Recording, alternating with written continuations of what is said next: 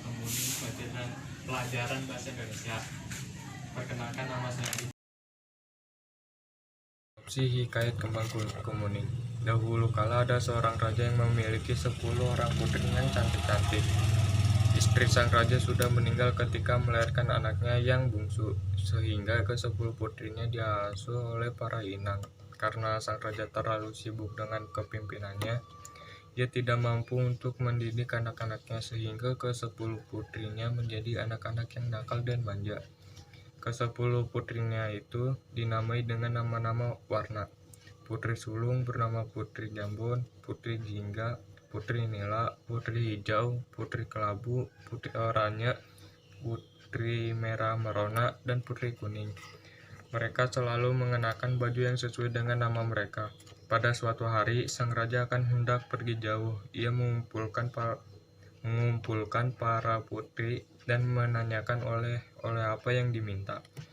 Ke-9 putri meminta hadiah yang mahal, tetapi Putri Kuning hanya meminta agar sang raja pulang dengan selamat. Ketika sang raja pergi, ke-9 putrinya merusak taman kesukaan sang raja. Putri Kuning sangat sedih dan berusaha membersihkannya meski para inang melarangnya. Ketika sang raja tiba di istana, ke-9 putrinya masih bermain di danau. Ia melihat Putri Kuning merangkai bunga-bunga di taman. Sang raja memberikan Putri Kuning hadiah kalung berbatu hijau. Sang raja tidak menemukan batu kuning di berbagai negeri. Ketika Putri Hijau melihat Putri Kuning, ia merasa kalung itu adalah miliknya. Ia mengasut putri-putri yang lain untuk memberikan pelajaran kepada Putri Kuning.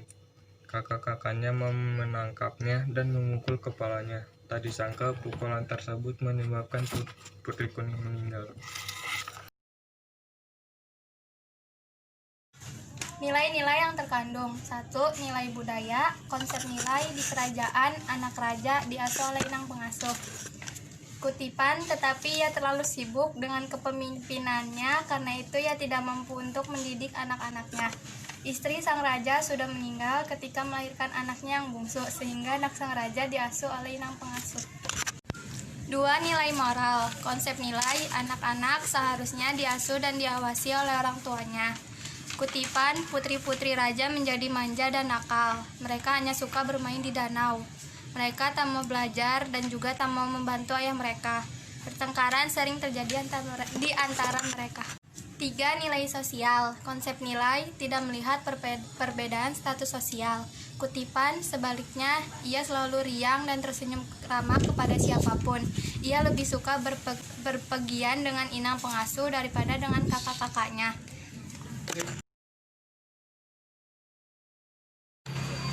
Analisis tokoh, penokohan, dan amanat dalam teks hikayat.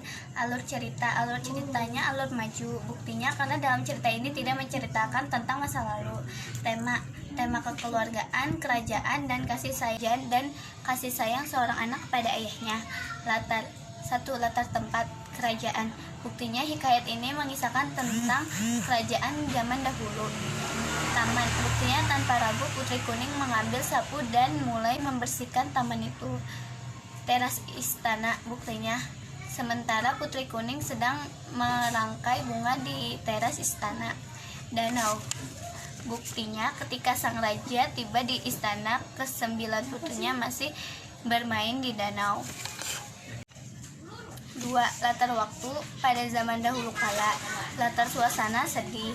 Buktinya berhari-hari, berminggu-minggu, berbulan-bulan tak ada yang berhasil menemukan Putri Kemuning.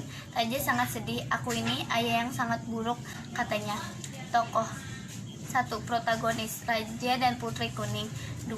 Antagonis, Putri Jingga, Putri Nila, Putri Hijau, Putri Kelabu, Putri Oranye, Putri Merah Merona, Putri Kuning, dan 2 putri lainnya. Karakter tokoh-tokoh. 1. Raja, bijaksana dan penyayang. 2. Putri Kuning, baik hati, penyabar, dan ramah. 3. Putri Hijau, jahat, mudah iri. 4. Kakak-kakak Putri Kuning lainnya, nakal, manja, dan jahat. Sudut pandang. Orang pertama dan orang ketiga. Amanatnya. Berlaku baiklah kepada sesama saudara kita. Berpikirlah terlebih dahulu ketika kita akan bertindak.